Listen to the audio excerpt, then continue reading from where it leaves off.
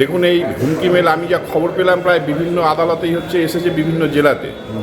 আমার মনে হয় যে সুপ্রিম কোর্ট যে আদেশ দিয়েছে এই নির্বাচনী যে তালিকা এসআইআর যেটা হচ্ছে, তাতে জেলা জজ কোর্টের যারা অ্যাডিশনাল ডিস্ট্রিক্ট জাজ আছেন বা ডিস্ট্রিক্ট জাজ আছেন তাদেরকে বিচার করার ভার দিয়েছে। এবং সুপ্রিম কোর্টের আদেশটা এরকমভাবেই দিয়েছেন যে এই বিচারকরা যে বিচারটা করবেন ধরে নিতে হবে সুপ্রিম কোর্টের বিচারকই বিচার করছে। আমার মনে হয় এর জন্যেই কোনো কারণে হচ্ছে যাদের স্বার্থে আঘাত লাগতে পারে আর কি এসআইআরের কারণে, তারাই হয়তো কেউ করে থাকে। একদিকে মেলটায় বলছে মাওবাদী, আবার বলছে পাকিস্তানের আইএস, মানে সব কিছুটা গুলিয়ে ফেলা হচ্ছে।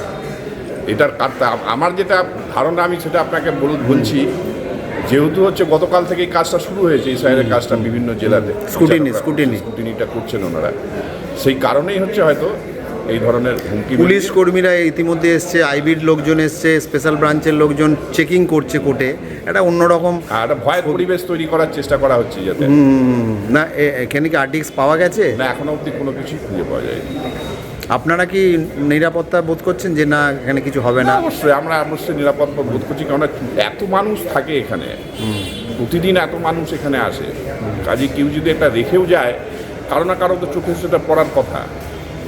কেন সকালের গেটগুলো তালা মারা থাকে চারিদিকে, এখানে নাইট গার্ডরা থাকে, তারপর থেকে যারা নাশকতা করে তাদের টার্গেটটাই তো থাকে গ্যাদারিং, মানে যেখানে বেশি লোক। এটা অবশ্যই আপনারা ঠিকই বলেছেন, যারা নাশকতা করে তারা পাবলিক জনবহুল জায়গাতে এই সমস্তগুলো ঘটাতে চেষ্টা করে, যাতে ইম্প্যাক্টটা যাতে ভালো হয় ওদের মেসেজ। তার মধ্যে রিসেন্টলি কিছু জঙ্গি ধরা পড়েছে, এটা গতকাল যেটা ধরা তামিলনাড়ু থেকে বা পশ্চিমবঙ্গ থেকে দুজন ধরা জঙ্গিকে মেরেছে আবার হিজবুল মুজাহিদিন। এবং তার কি চাইবেন আপনারা? আমরা চাইছি একটা নিরাপত্তা যাতে হচ্ছে সুনিশ্চিত করার। প্রত্যেকটা এখানে আমাদের কোর্টে যারা আসেন, কোর্টের লিটিগেন্ট পাবলিক থেকে শুরু করে কোর্টের যারা অ্যাডভোকেট আছেন, ক্লার্ক আছেন, কোর্টের কর্মচারীরা আছেন, বিচারকরা আছেন, সবাই যাতে একটা নিশ্চিত নিরাপত্তার মধ্যে নিরুদ্বেগে, শুধু নিরাপত্তা দিলে হয় না, নিরুদ্বেগেও যারা যাতে কাজটা করতে পারে সে বিষয়টা প্রশাসন। মানে এটার ফলে কি কোর্টে কোনো মামলার কাজে ব্যাহত হয়েছে বা?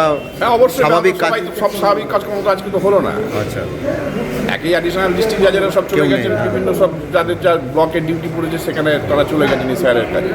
বাকি যারা ম্যাজিস্ট্রেট মুসিব যারা ছিলেন সেই কোর্টগুলো তো কোনো কাজ হলো না, পুরো বন্ধ হয়ে গেল। পুরো বন্ধ হয়ে গেল। আপনার নামটা? কিশোর মন্ডল।